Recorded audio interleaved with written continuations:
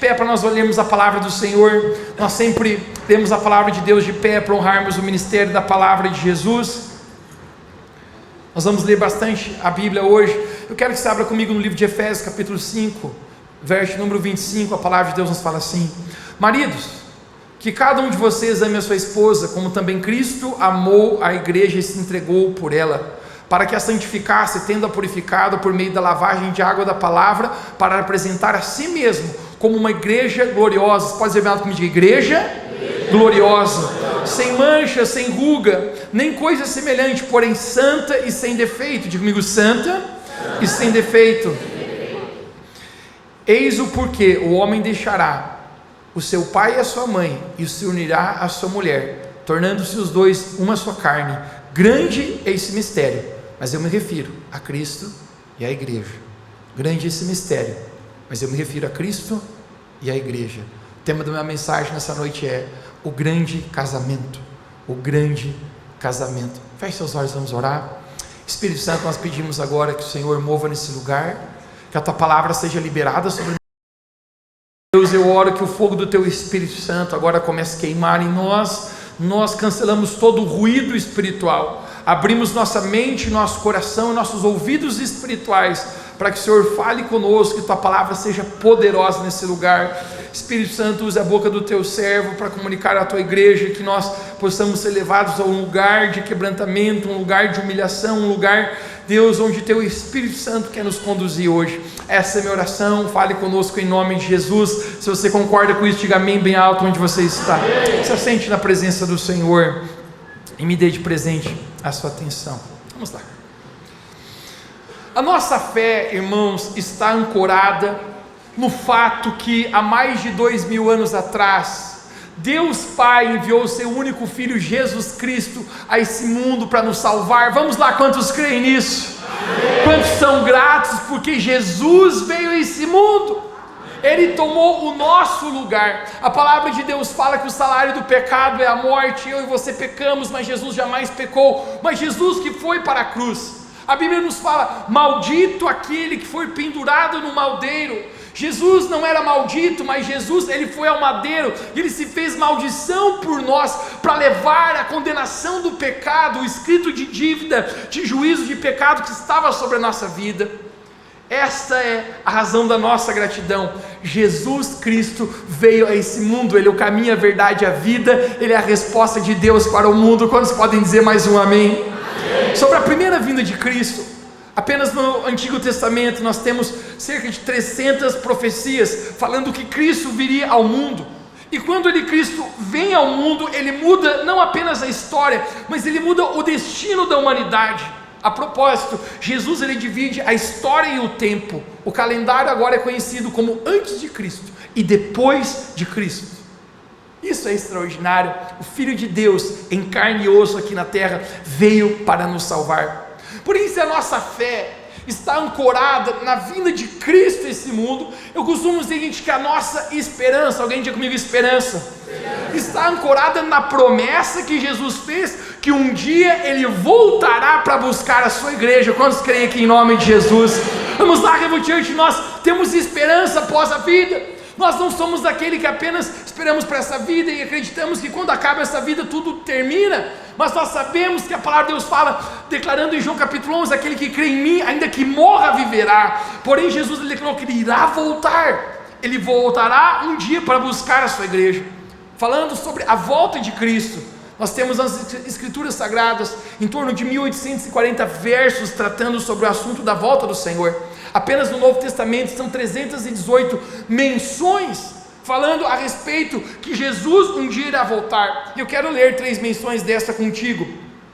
Em João capítulo 14, verso 1, o próprio Jesus ele diz: na casa do meu Pai há muitas moradas, vou preparar-vos para vós lugar, e quando eu for e vos preparar lugar, virei outra vez. Você pode dizer bem alto comigo, virei outra vez, e vos levarei para mim comigo mesmo. Jesus está dizendo: eu vou preparar lugar para vós na casa do meu Pai, e eu volto, e eu vou levar vocês. Vamos ler também Atos capítulo 1, verso número 9, diz assim: dito essas palavras, foi Jesus elevado às alturas, à vista deles, uma nuvem o encobriu aos seus olhos. Jesus está quebrando todas as leis da gravidade aqui, uau, verso 10. Estando eles com os olhos fixos no céu, enquanto Jesus subia, eis que 2 homens vestidos de branco se puseram ao lado deles. Aqui são 2 anjos, mas eles conseguem ver brilhando, então eles descrevem como branco, mas na verdade são anjos de luzes. E eles disseram: homens da Galileia, por que vocês estão olhando para o céu?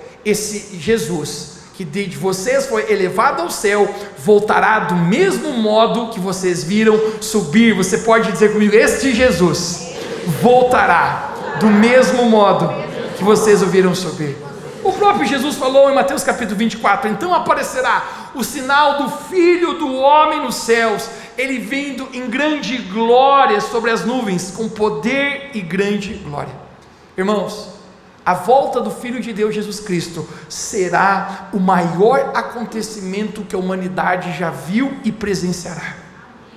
Se na primeira vinda de Cristo ele veio para salvar o mundo, na sua volta a palavra de Deus fala que ele vem para julgar agora as nações da terra.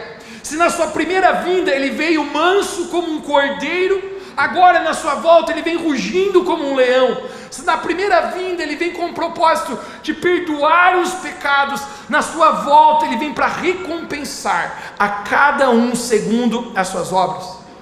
Um dos apóstolos, ou das pessoas mais íntimas que Jesus teve na terra, é o apóstolo Pedro. Jesus tinha amigos íntimos, e talvez Pedro ouviu da boca do próprio Cristo coisas que talvez quase ninguém ouviu. E o apóstolo Pedro, ele tem a falar a respeito desse dia do Senhor, esse dia da volta do Senhor. Em 2 de Pedro capítulo 3, no verso número 9, eu quero mostrar para você o que Pedro fala a respeito disso. Provavelmente ele ouviu da boca do próprio Cristo. Ele diz: o Senhor não retarda a sua promessa. Que promessa é essa? A promessa que um dia ele voltaria, ainda que alguns a tenham por tardia. Alguns estão dizendo: Jesus virá, mas vai demorar. Alguns falam, ele está dizendo: alguns têm por tardia, alguns não acreditam, alguns estão dizendo: ainda não aconteceu. Mas ele está dizendo: mas ele é longânimo para conosco, não querendo que alguns percam, senão que todos venham arrepender-se. Verso 10: porém o dia do Senhor, você pode dizer bem comigo: o dia do Senhor, ou seja, o dia da sua volta, virá como um ladrão. Os céus desaparecerão como um grande estrondo, os elementos serão desfeitos pelo calor, e a terra e tudo que nela há será desnudada. Uau! Este será o maior evento que toda a humanidade já viu e presenciou. Nesse dia, a Bíblia fala que os mortos ressuscitarão e todo olho verá. Toda a humanidade há de parecer e comparecer diante do tribunal de Cristo. Esse é o grande dia do Senhor, o dia da sua volta, o dia que Cristo Jesus vem buscar a sua igreja. Agora, como se dará esse encontro? Nós começamos lendo um texto em Efésios capítulo 5, e eu quero aprofundar esse texto. Eu quero que você me dê de presente a sua atenção, que isso é profundo, isso é incrível. Nós vamos ler novamente Efésios capítulo 5, verso número 5. O apóstolo Paulo começa a dar uma recomendação aos casados e aos maridos. Quantos maridos nós temos aqui? Digo amém hoje. Eles estão um pouco envergonhados. No verso 25 ele começa dizendo: maridos, que cada um de vocês ame a sua esposa, como também Cristo amou a igreja e se entregou por ela. Conecte-se. Para que a santificasse, tendo purificado por meio da lavagem de água da palavra. A palavra santifica a nossa vida. Verso 27, para apresentar a si mesmo uma igreja gloriosa, sem mancha, algumas traduções diz mácula, nem ruga, nem coisa semelhante, porém santa e sem defeito. Conecte-se agora. Assim também o marido deve amar a sua esposa como ama o seu próprio corpo. Quem ama a sua esposa, ama a si mesmo. Hashtag dica. Porque ninguém jamais odiou o seu próprio corpo, ao contrário, o alimenta e cuida dele, como também Cristo faz com a igreja. Verso 31, eis porque o homem deixará o seu pai e a sua mãe, se unirá a sua mulher, e tornarão os dois uma só carne. Verso 32, grande é esse mistério. O apóstolo Paulo diz: mas eu estou me referindo a Cristo e a igreja. Gente, eu confesso para você que muitas vezes eu li esse texto de Efésios capítulo 5, e eu pensava: apóstolo Paulo, o que aconteceu com você? Você está com TDAH? Você está sem foco? Você começa falando conselhos para os maridos, e de repente você está falando que Cristo se entregou e morreu pela igreja para santificá-la. Apóstolo Paulo, qual é o seu problema com escrever com foco e não misturar vários assuntos? Mas o fato, gente, é que o apóstolo Paulo, de forma intencional, ele estava fazendo isso. Eu explico agora para você. O segredo está no verso 32, ele fala grande esse mistério, mas eu me refiro a Cristo e a igreja. Você pode dizer comigo, diga Cristo e a igreja. Essa palavra mistério, ela é usada pelo apóstolo Paulo, e ela no grego significa uma palavra chamada mysterion, que não é algo místico ou oculto, mas na verdade é algo que existia no plano de Deus, que ainda não havia sido revelado. Então, seguindo o raciocínio de Paulo, passo a passo, ele está dando conselho aos casados, e o texto de Efésios 5, no verso 31, na verdade, ele está citando Gênesis capítulo 2, 24. O qual o próprio Deus falou: deixará o homem, o seu pai e a sua mãe, e se unirá à sua mulher. Isso é o que? O casamento. Deus que criou o casamento. Deus estabeleceu. Talvez alguns poderiam pensar: quem criou o casamento? Quem é o inventor disso tudo? E foi Deus quem criou o casamento. E ele está citando esse texto de Gênesis, mas em seguida ele afirma: grande é esse mistério. Olha para alguém perto de você e diga: é mistério. Hashtag alô pentecostal. Mas de repente ele diz: mas eu refiro-me a Cristo e a igreja. O que Paulo está tentando dizer com isso? Que o casamento é algo maior. O casamento não é apenas algo humano, e o fim do casamento não é a história, a ilustração humana, mas na verdade ele está dizendo: o casamento é uma ilustração de Cristo. No dia da sua volta, ele se unindo à igreja, o casamento sempre apontou para uma figura maior, que é a figura de Cristo Jesus, representando o noivo que um dia se encontra com a igreja, que é a noiva. Ele está dizendo: o casamento na verdade é uma miniatura, na verdade, do que vai acontecer no último dia, o encontro de Jesus com a sua noiva, que simboliza a sua igreja. E Paulo, através disso, ele está falando a respeito desse encontro que se diz o grande casamento. Você pode dizer bem alto comigo, o grande casamento. Mas agora eu quero chamar sua atenção para algo aqui, conecte-se. Note que o propósito da primeira vinda de Cristo, na figura de Jesus como noivo, era preparar a igreja, na figura da noiva, para o grande casamento, ou seja, o encontro que acontecerá. Vamos ler mais uma vez. Eu quero ser incisivo e bater o martelo no mesmo lugar. No verso número 5 fala: como também Cristo amou a igreja e se entregou por ela. Isso é o que? A primeira vinda de Cristo.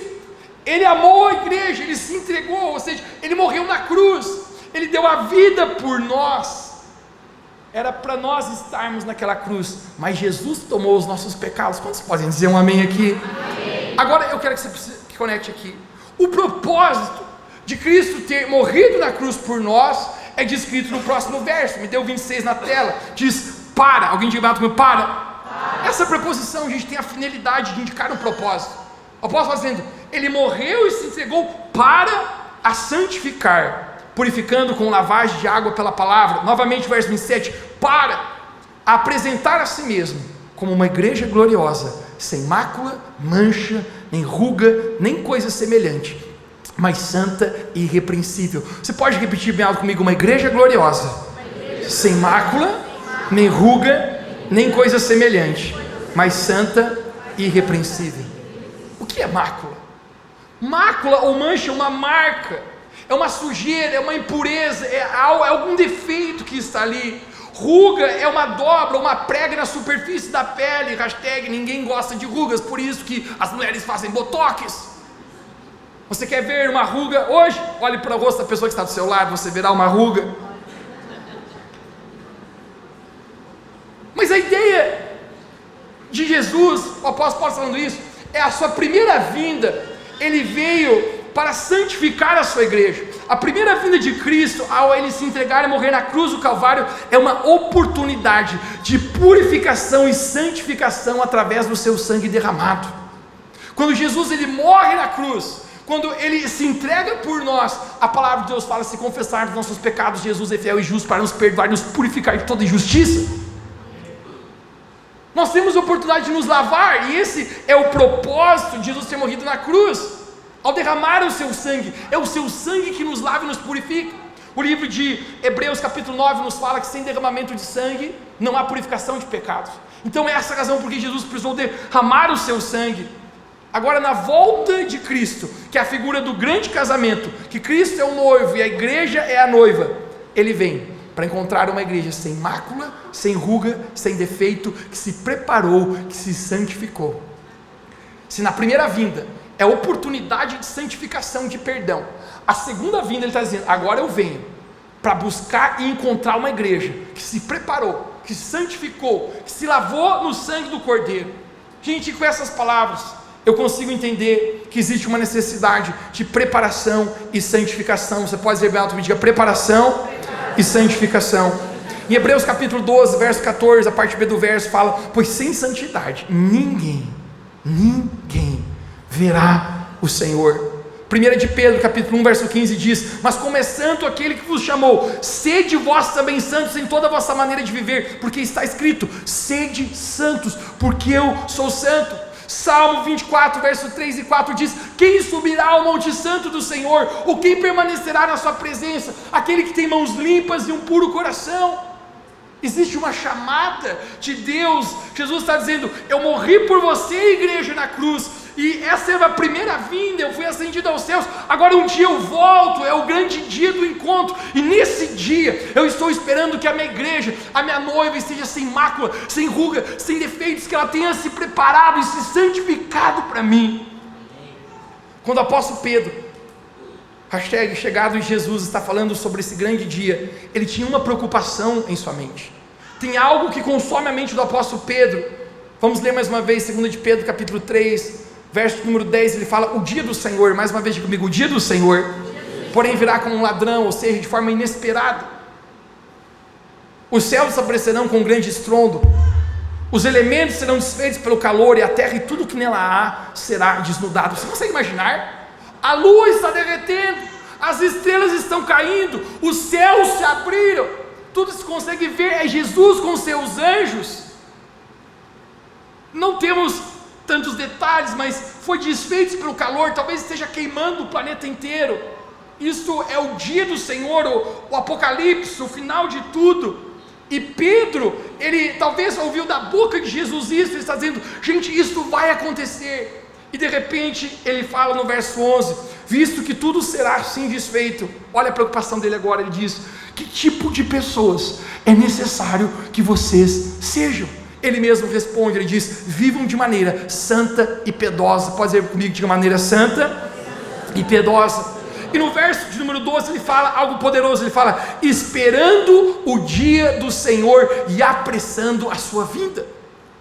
Ele está dizendo: espere o dia do Senhor. Em outras palavras, não esteja distraído, não esteja olhando para o teto, ou tão envolvido com a sua própria vida, que você perca de vista esse dia, a volta do Senhor, que vem como um ladrão, que vem como um relâmpago, que irá acontecer. Mas ele fala: portanto, amados, enquanto esperam essas coisas, empenhem-se para serem encontrados por Ele em paz, imaculados e inculpáveis. A preocupação na mente de Pedro é: se vai ser assim, como a gente precisa ser. Vivam de forma santa e piedosa, empenhem-se em serem encontrados em paz, imaculados e inculpáveis, porque a noiva que Jesus vem buscar é uma noiva sem manchas, sem máculas, sem ruga, que se preparou para esse encontro, que se preparou para o grande casamento, que santificou. Quantas mulheres casadas nós temos aqui? Faça algum barulho. Quantas solteiras? Faça algum barulho. Quem não sabe o que é? Mateuzinho calhado. Pode. Mas você que casou, não tenho dúvida, mulher, no dia do seu casamento, você se preparou como nunca. Você colocou o espelho em cada milímetro das suas espinhas, dos seus acnes. Você queria estar perfeita para esse momento, para esse encontro. Eu amo os homens nesse momento. Existe a tradição que ele não está olhando a noiva, então ele está olhando para frente. Quando dizem pode olhar, ele olha, e ela: não é essa que eu namorava, meu Deus, é outra. Ela está maravilhosa, nem parece com aquele bafão. Uau, ela está incrível, porque ela se preparou para o momento do encontro com o seu amado. A figura, gente, de Jesus Cristo na sua volta, encontrando a sua igreja, é uma igreja que esteve se preparando, uma noiva que esteve se preparando, esperando o dia do Senhor chegar. Sabe, isso é tão poderoso, essa figura. E eu gostaria que agora você visse uma representação sobre isso. Isso é algo que pode parecer algo simples, mas é algo poderoso, que entre o noivo.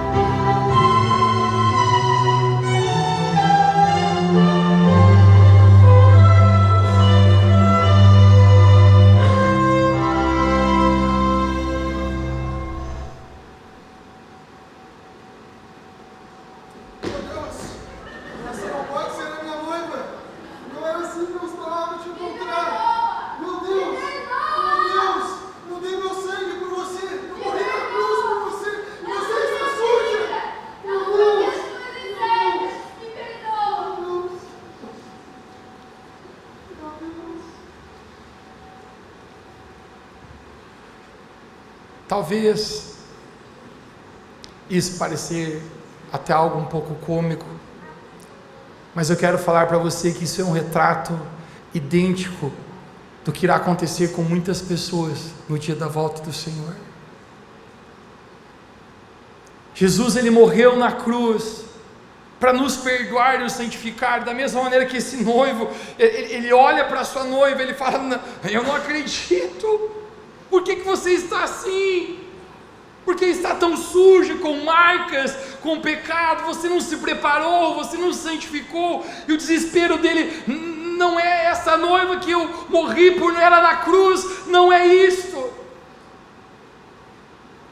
Porque a Bíblia fala que Jesus, ele volta para se encontrar com uma igreja santa, separada, que estava esperando o dia do Senhor. Hoje de manhã, quando eu vi a Karine pela primeira vez vestida assim, eu fiquei impressionado. Eu falei: vocês fizeram bem o papel. Mas eu não sei te falar, cara. Quando eu sentei na cadeira, o Espírito Santo começou a falar no meu coração, e eu comecei a olhar para o meu próprio coração, e como igreja, e dizer: Deus, nos perdoe, porque tu morreste na cruz para que a gente fosse uma noiva bela, pura, santificada. O Senhor deu a sua própria vida por nós, e às vezes nós estamos como essa noiva tão suja, envolvida no pecado, no mundo, enquanto nós deveríamos estar esperando o dia do Senhor. Isso é uma representação muito forte, porque no dia do Senhor, a Bíblia também chama de grande e terrível dia do Senhor, porque será terrível para algumas pessoas. Você consegue ver o desespero dessa representação, dizer: me perdoe, eu não me preparei, eu fiquei preocupado com a minha própria vida, eu não ouvi, e agora o Senhor não quer casar comigo.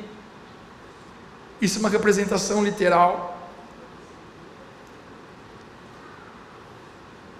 Jesus muitas vezes falou sobre a necessidade de preparação para esse dia, igreja. Muitas plataformas de igrejas estão menosprezando o genuíno ensino da palavra, e têm pregado prosperidade nessa vida, e eu não tenho nenhum problema com isso, mas estão se esquecendo a original mensagem do Evangelho, que é se preparar para se encontrar com o Senhor, é mirar na eternidade. Jesus várias vezes falou sobre a necessidade de preparação para a sua volta. Em Mateus capítulo 25, eu quero mostrar para você essa parábola, isso me causa muito temor, isso me causa como um receio dentro de mim, a necessidade de preparação. Em Mateus 25, verso 1, Jesus começa a dizer: o reino de Deus, pois será semelhante a 10 virgens, 10 noivas, que pegaram as suas lâmpadas e saíram para encontrar-se com o seu noivo. 5 delas eram insensatas e 5 prudentes. Você pode dizer comigo: insensatas e prudentes. As insensatas pegaram as suas lâmpadas, mas não levaram consigo o óleo. As prudentes, porém, levaram o óleo em suas vasilhas, juntamente com as suas candeias lâmpadas. Verso 5: o noivo demorou a chegar e todas ficaram com sono e adormeceram. Verso 6: à meia-noite ouviu-se um grito: o noivo se aproxima, saiam a encontrá-lo. Então todas as virgens acordaram e prepararam as suas lâmpadas candeias. As insensatas disseram às imprudentes: dê-nos um pouco de óleo, pois as nossas lâmpadas estão se apagando. Porém as virgens prudentes responderam: não, pois pode ser que não haja o suficiente para nós e para vocês. Vão comprar óleo para vocês. E saindo elas para comprar óleo, chegou o noivo. Você pode ser que chegou o noivo. As virgens que estavam preparadas entraram com ele para o banquete nupcial. Isto é o que? O grande casamento. E a porta foi fechada. E a porta foi fechada. Mais tarde vieram também as outras virgens imprudentes e disseram: Senhor, Senhor, nos abra a porta. Mas ele respondeu: a verdade é que eu não conheço vocês. Portanto, vigiem, porque vocês não sabem o dia e nem a hora. Jesus diz: portanto, vigiem, porque vocês não sabem nem o dia e nem a hora. Irmãos, essa parábola, ela é conhecida e muito famosa como a parábola das 10 virgens.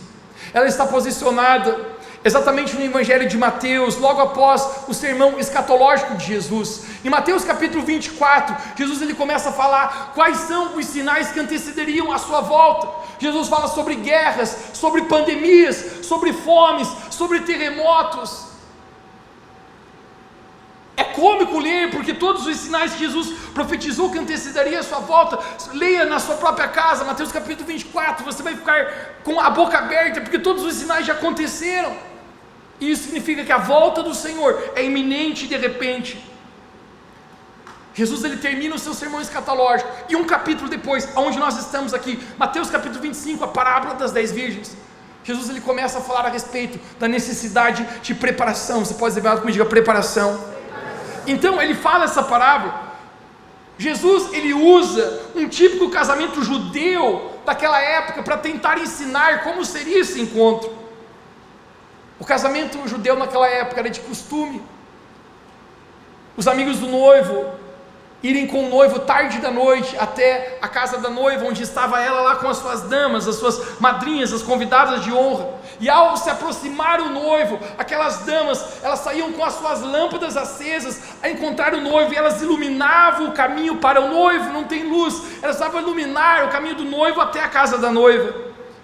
Porém a Bíblia fala aqui nessa passagem da parábola de Jesus, que existiam 5 que eram prudentes e 5 insensatas. As prudentes tinham levado azeite consigo, e as insensatas não tinham azeite. O que significa o azeite, irmãos? É o Espírito Santo, é o nosso relacionamento com o Espírito Santo que produz o azeite na nossa lâmpada. Quando você está buscando o Espírito Santo, quando você está se preparando, se santificando, jejuando, orando, lendo a palavra, quando você está no seu quarto, fazendo o seu devocional, no seu tempo com Deus, você está produzindo azeite na sua lâmpada. No verso número 6, diz que à meia-noite ouviu-se um grito e dizia: o noivo se aproxima. Igreja de Jesus, eu preciso pregar algo para você. Espiritualmente existe um grito nessa geração dizendo: o noivo Jesus está se aproximando. Jesus está voltando. Os sinais já foram evidentes. O mundo está exatamente como Deus descreveu que estaria nos dias que antecederiam a sua volta. Existe um chamado, algo gritando. Porém aquelas noivas insensatas, ao acordarem, elas se dão conta que elas não tinham azeite na lâmpada. Elas olham para as virgens prudentes, elas falam: por favor, me dê um pouco de azeite. Mas elas falam: como que a gente vai prestar? Não tem como emprestar. Se a gente empresta, falta para você. E isso aqui é algo poderoso. Gente, não tem como emprestar o azeite, não tem como emprestar. O nosso relacionamento com Deus, ele é intransferível. Eu posso te emprestar a minha camiseta se você pedir, mas não peça.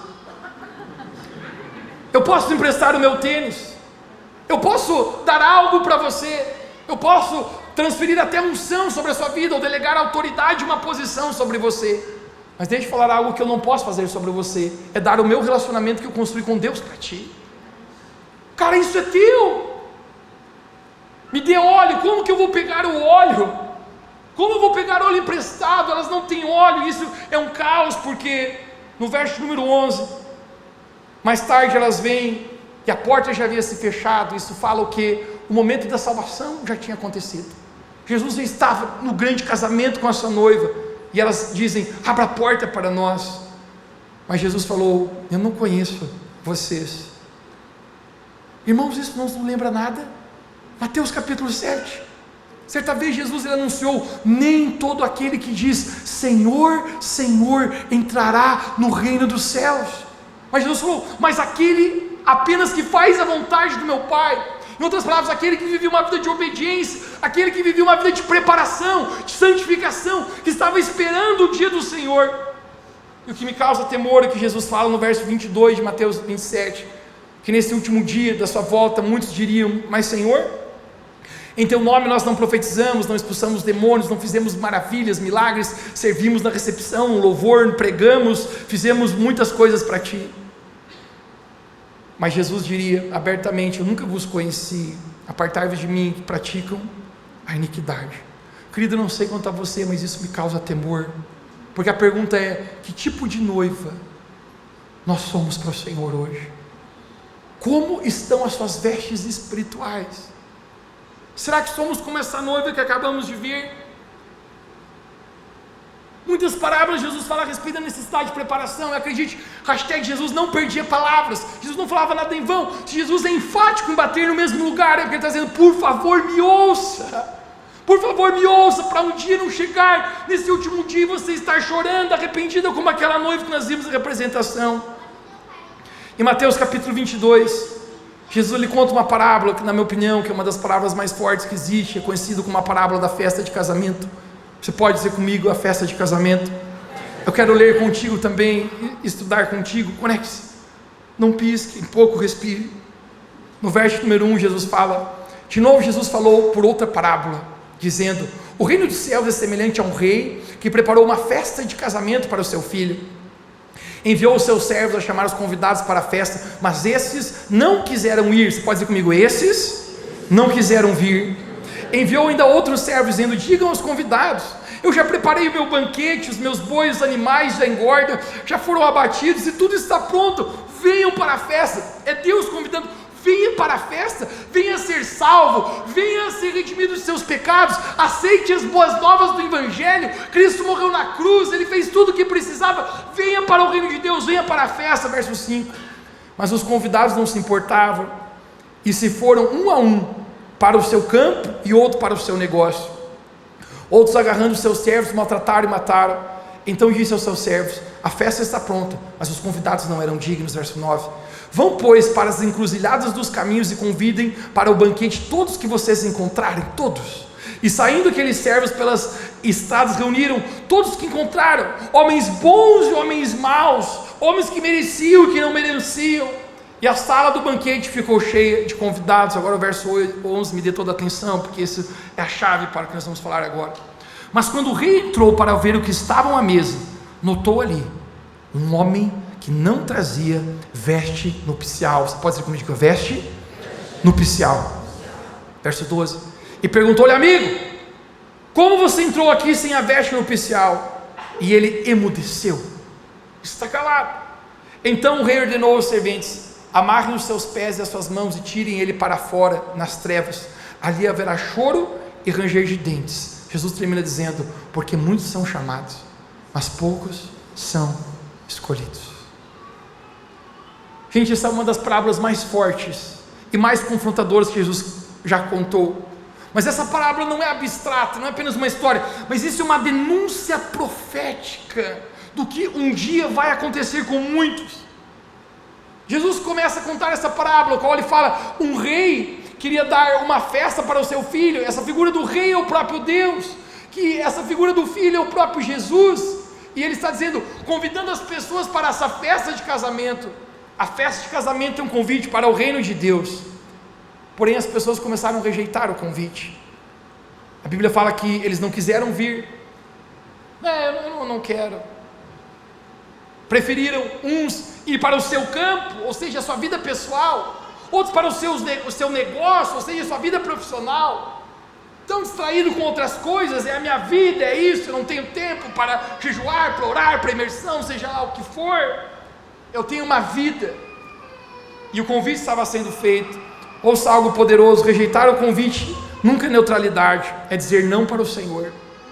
Muitas pessoas dizem não ao Senhor, mas não é incrível, porque a graça é escandalosa, a graça do Senhor Jesus é incrível, porque Deus, Ele fala, convida então a todos. Olhe para alguém perto de você e diga: todos foram convidados. O convite é feito nesse momento, ou seja, o convite sai do centro religioso, não é apenas para quem merece e tem roupa bonita de crente, não é apenas para aqueles que vão à igreja e se acham algo, mas é todos. Isso é gentios, pecadores, marginalizados, pessoas que ao modo da religião não eram dignas, não eram merecedoras. Deus fala: convide a todos. Quantos sabem, gente, que o evangelho do Senhor Jesus é a graça que alcança cada pessoa, não importa aonde você já esteve, o quanto você se sujou. Jesus, através da sua graça, tem poder para nos perdoar cada pecado e transformar o pior passado em um futuro glorioso. Essa é a graça de Jesus. Essa é a graça de Jesus. A propósito, quantos aqui são daqueles que são improváveis de ter sido alcançados por Jesus e estão hoje aqui? Uma novidade de vida. Você batizou nas águas, deixou a velha vida lá atrás e hoje está vivendo uma nova vida com Jesus. Eu gosto quando eu estou na porta com o Paulinho, ele olha para mim e fala: pastor, aquele ali era mal acabado, aquele ali eu já paguei uma vez numa festa que foi preciso, tome cuidado com isso aí. Porque esse é o evangelho do Senhor, a oportunidade daquela pessoa mais indigna se tornar digna, não por suas próprias atitudes, mas por causa do sangue de Cristo Jesus. Conecte-se. O reino de Deus não é por mérito, é por convite, mas aqui está a parte chave. Um homem aceitou o convite, mas ele não estava com as vestes próprias. O rei olha e fala: amigo, como que você entrou na festa de casamento sem a roupa nupcial? Esqueça, isso não tem a ver com boas roupas naturais. Roupa na Bíblia, sempre que a Bíblia fala sobre roupa ou veste, está falando da condição do homem diante de Deus, da sua condição de santificação ou de impureza, de uma condição limpa ou pecadora. Tem a ver com uma vida santificada. Naquela época, todo mundo que ia para a presença do rei precisava colocar as vestes que o rei fornecia. Isso significava o quê? Aceitar as condições do rei. Para você estar na minha presença, precisa estar com essas vestes. É por isso que nós acabamos de ler o texto que fala que sem santidade ninguém verá o Senhor. E o que a veste simboliza aqui? O convite que Deus faz a todos nós a uma vida de arrependimento que nos conduz a uma vida transformada. Esse é o evangelho. Deus está dizendo: vista essas vestes. Deus, Ele convida o mais indigno. A propósito, nenhum de nós aqui éramos merecedores de estarmos aqui, e Jesus ofereceu as vestes o convite para nós. Deus falou: venha como está. Mas Jesus nunca falou: fique como está. Jesus fala: aqui está uma roupa que eu tenho para você, aqui eu quero transformar. A Bíblia fala: aquele que roubava não roube mais, aquele que adulterava não adultere mais, aquele que mentia não minta mais. Está dizendo: é uma novidade de vida. Tome agora essa veste limpa, santificação. O erro desse homem nunca foi ter entrado na festa. O erro desse homem foi não ter colocado as vestes de santificação. Quando o rei pergunta: como você entrou com essas vestes? Não é incrível que diz que ele emudeceu? Ele não consegue falar, porque você consegue imaginar o temor do Criador dos céus e da terra ao falar. A Bíblia relata que quando Pedro, Tiago e João, quando Jesus No monte da transfiguração, se transfigura em glória. Ele fala, nós caímos como mortos diante do chão, nós não conseguimos nem olhar, nem respirar, nem piscar, não fazemos nada. João, quando está tendo a revelação do livro de Apocalipse, ele vê Deus assentar no seu trono, ele fala, eu caí como morto, perante esse rei tão poderoso. Ele não consegue falar nada, ele emudeceu. Mas a parte mais triste é que o rei falou, joguem este homem nas trevas, ali onde haverá choro e ranger de dentes. Ou falando no linguajar claro, gente, isso é um símbolo do inferno. Jesus termina dizendo essa parábola, porque muitos são chamados, mas poucos são escolhidos. Muitos são chamados. Querido, eu quero pregar para você que se você está hoje à noite aqui, você foi chamado pelo Senhor.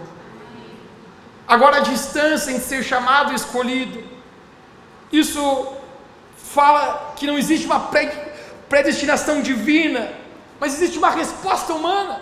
Deus não olha para alguns e diz, esse aqui eu quero, esse aqui vai ser salvo, esse aqui eu vou queimar na frigideira do Satanás, esse aqui vai se dar bem, esse aqui vai se dar mal. Não, a palavra de Deus fala que Deus ele ama a todos, e que é da vontade de Deus que todos cheguem ao pleno conhecimento do Evangelho para a salvação.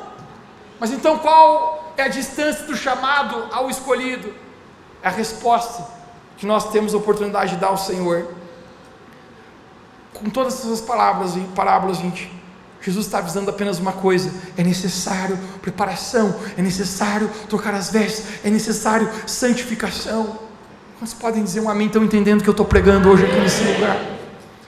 Eu quero tomar o caminho nessa reta final da mensagem, você vai entender onde eu vou chegar agora.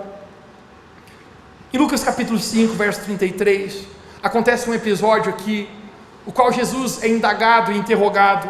No verso 33, chegaram a Jesus e disseram: os discípulos de João jejuam e oram frequentemente. Você pode dizer comigo, jejuam e oram, bem como os discípulos dos fariseus, mas os teus discípulos, Jesus, andam comendo e bebendo. Jesus respondeu: podem vocês fazer os convidados do noivo jejuar enquanto o noivo está com ele? Você pode dizer bem alto comigo, os convidados do noivo. Mas virão dias quando o noivo será tirado, naqueles dias eles jejuarão. Gente, essa história que eu estou contando para você, ela é encontrada nos 3 primeiros evangelhos, Mateus, Marcos e Lucas, ou talvez conhecidos como os evangelhos sinóticos, que são parecidos. E Jesus ele é questionado por algumas pessoas. Eles estão dizendo: Jesus, os discípulos de João Batista, eles jejuam e oram frequentemente. Os discípulos dos fariseus e dos líderes religiosos também oram e jejuam frequentemente. Porém os teus vivem em rodízio de pizza e churrascaria. O que está acontecendo com os seus discípulos, Jesus? Agora conecta onde Jesus vai. Jesus ele fala: enquanto o noivo está presente. Perceba, da onde Jesus tira a palavra noivo? Está falando sobre jejum e oração, e Jesus ele põe a palavra noivo, porque a propósito, o noivo é a figura da volta de Cristo, onde existe esse símbolo da igreja sendo a noiva se encontrando com o noivo que é Cristo. E Jesus fala: enquanto o noivo está presente, não tem por que eles jejuarem, eu estou aqui. Mas ele fala: mas dias vêm, quando eu serei tirado, ou seja, quando Jesus fosse ascendido aos céus, que eles precisariam se jejuar. Você sabe por quê, gente? Existe uma analogia clara de Jesus aqui, não sei se você consegue entender. O jejum e a oração são preparação da nossa vida para a volta de Cristo. O jejum e a oração é a preparação da igreja, a noiva do Cristo, para se encontrar com Ele algum dia na sua volta. Porque oração e jejum, gente, nos leva a um lugar de rendição ao Senhor. Eu gosto da frase que diz que a oração e o jejum não é apenas o meio qual eu consigo algo de Deus, mas o meio qual Ele consegue algo de mim. Cara, quando eu e você começamos a jejuar e orar, quando eu e você começamos a entrar nesse lugar de busca, Deus ele começa a santificar a nossa vida. Isso é a preparação para esse dia do Senhor. E aqui é incrível, porque Jesus ele fala uma parábola que vai ser a conexão final nossa. No verso número 36 de Lucas 5, Jesus então lhe contou outra parábola. Ele fala: ninguém tira remendo de roupa nova e costura em roupa velha. Você pode dizer comigo: remendo de roupa nova em roupa velha. E se fizer, estragará a roupa nova, além que o remendo da nova não se ajustará à velha. Mateus, o que Jesus está tentando dizer? Ouça, quando ele fala ninguém põe, não é que ele está dizendo que ninguém poderia fazer, mas ele está dizendo não tem sentido. Imagine que você tem uma camiseta nova e você tem uma camiseta velha. A camiseta velha agora está rasgada. Não tem sentido você estragar a sua camiseta nova para pegar um remendo e colocar na roupa velha. Jesus está dizendo, vai se perder as duas. Deixa eu falar para você, gente. A roupa nova é um símbolo do evangelho que Deus oferece para nós. Deus oferece uma roupa nova. E isso é chamado evangelho. Deus está dizendo, eu tenho uma roupa nova para você. Ou seja, joga fora a velha roupa. Joga fora a tua velha vida, teus velhos hábitos, velha maneira de viver, de pecar, de viver conforme o mundo. Eu tenho uma roupa nova. Agora o que muitos estão tentando fazer, o que Jesus está falando, eu quero pegar um pedacinho do que Jesus oferece para mim e colocar no meu velho estilo de vida. Querido, a nova vida, a nova roupa que Jesus nos oferece contém uma decisão de um novo estilo de vida. Novamente, sempre que a Bíblia fala sobre roupas e vestes, está se referindo à condição do homem diante de Deus. O que Deus está falando aqui, Jesus está dizendo que o novo de Deus não pode ser adaptado e muito menos mesclado com a vida que você tem. Você precisa deixar o que é velho para assumir o que é novo. O evangelho é uma nova roupa. Eu gosto de Jesus, eu gosto de ir à igreja, eu gosto de algumas coisas, isso é maravilhoso. Mas deixa eu falar para você, o evangelho é muito mais profundo que isso. É você dizer, eu lancei a velha vida. Querido, sabe qual é o problema do evangelho? Tem muita gente querendo viver dentro da igreja com a vida no mundo. Eu não estou falando sobre nunca pecar, sobre ser 100%, o apóstolo João fala, todos nós pecamos, se alguém dizer que não tem pecado, já está pecando. Mas estou falando sobre você obedecer a palavra de Deus e se conformar aos princípios de Jesus. Então o que a palavra de Deus fala sobre sexualidade? Então eu vou seguir adolescente. Então o que a palavra de Deus fala sobre a maneira de se relacionar, sobre se santificar? Então eu vou seguir. Mas eu preciso entender que eu não posso pegar o remendo da roupa velha e tentar colocar na nova, porque senão Jesus falou, vai se perder, não vai adiantar para nada. E Jesus ele termina dizendo, ninguém põe vinho novo em odres velhos. Se o fizer, o vinho novo arrebentará os odres, arrebentará também os odres e estragarão.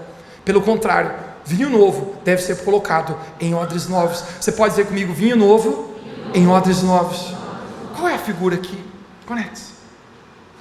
Quando Jesus fala do vinho novo, é preciso entender que o vinho novo ele ainda não tinha passado pelo processo de fermentação.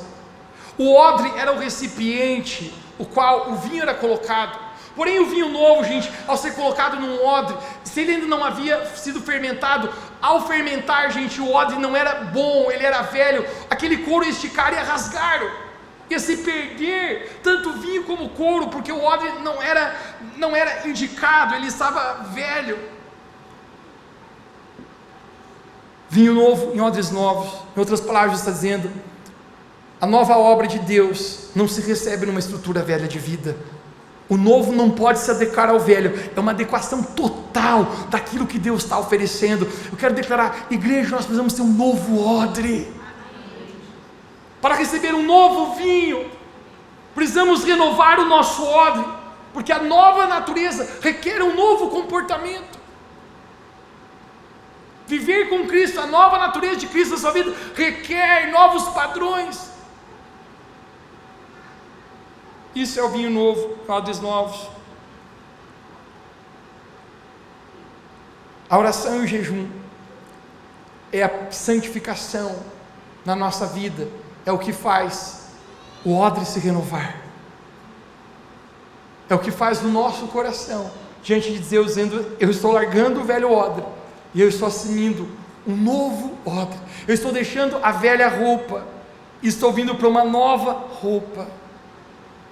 Querido, essa é a mensagem do Evangelho, essa é a mensagem no qual Jesus ele declarou, eu estou voltando para uma noiva santa, sem mácula, sem ruga, sem pecado, uma noiva que está se preparando, uma noiva que está aguardando o dia do Senhor, porque no dia da sua volta, no dia que Jesus virá, ele se encontrará com essa igreja que se preparou ao Senhor. Quantos aqui no seu coração você diz, eu quero estar me preparando para me encontrar com meu Senhor, eu quero me separar, eu quero me preparar, eu quero me santificar para o Senhor, porque essa é a figura, uma noiva santa, perfeita, que estava com os olhos dizendo, eu estou esperando o Senhor. E nesse momento, que entre essa noiva santa e perfeita.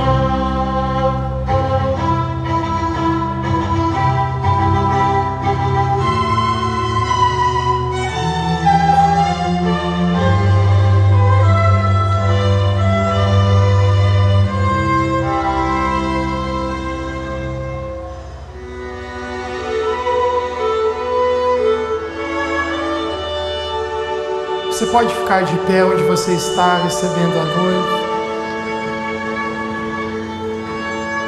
Eu quero que você olhe para essa noiva agora entrando. Ela se preparou, ela se arrumou. Essa é a figura de Jesus, esperando a sua igreja.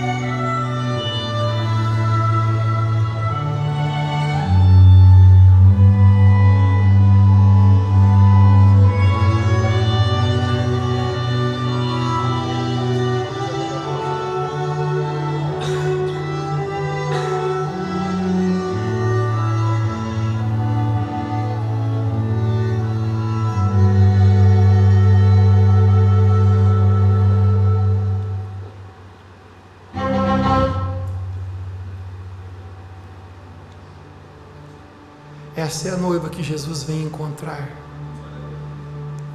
Eu quero perguntar para você, que tipo de noiva você é hoje para o Senhor? Será que suas vestes estão brancas? Ou se suas vestes estão sujas? Cara, eu não sei se isso é forte para você ou quanto é forte para mim,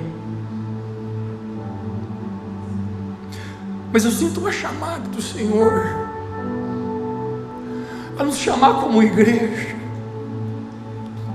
a esse lugar de preparação, a esse lugar de santificação, a esse lugar de obediência ao Senhor,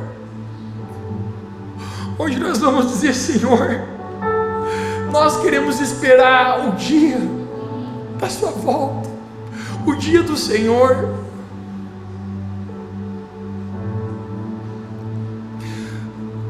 Esses próximos 21 dias, cara, é muito mais do que posicionar para ter um ano abençoado. Isso tem a ver com a eternidade, isso tem a ver com dizer: Deus, um dia eu estarei perante o Senhor, e como estará a minha vida?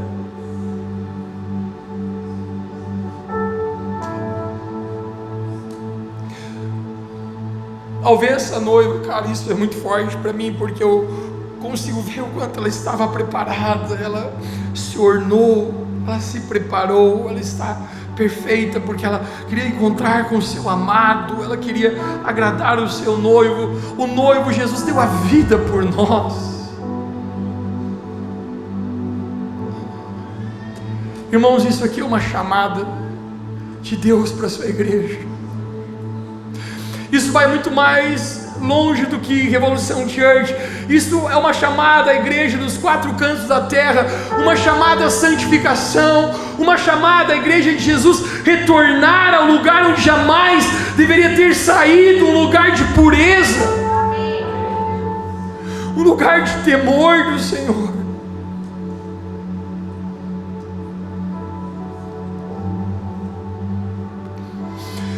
A palavra de Deus fala no livro de Apocalipse: hoje, se ouvirdes a minha voz, não endureça o vosso coração. Hoje a voz de Deus está sendo apregoada aqui nesse lugar. Quem tem ouvidos para ouvir, ouça o que o Espírito de Deus diz às igrejas.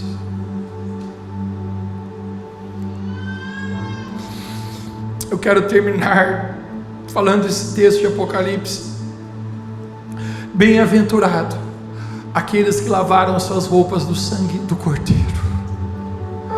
Bem-aventurado aqueles que lavaram as suas vestes no sangue do Cordeiro, que tiveram seus pecados perdoados, purificados, os seus olhos abertos.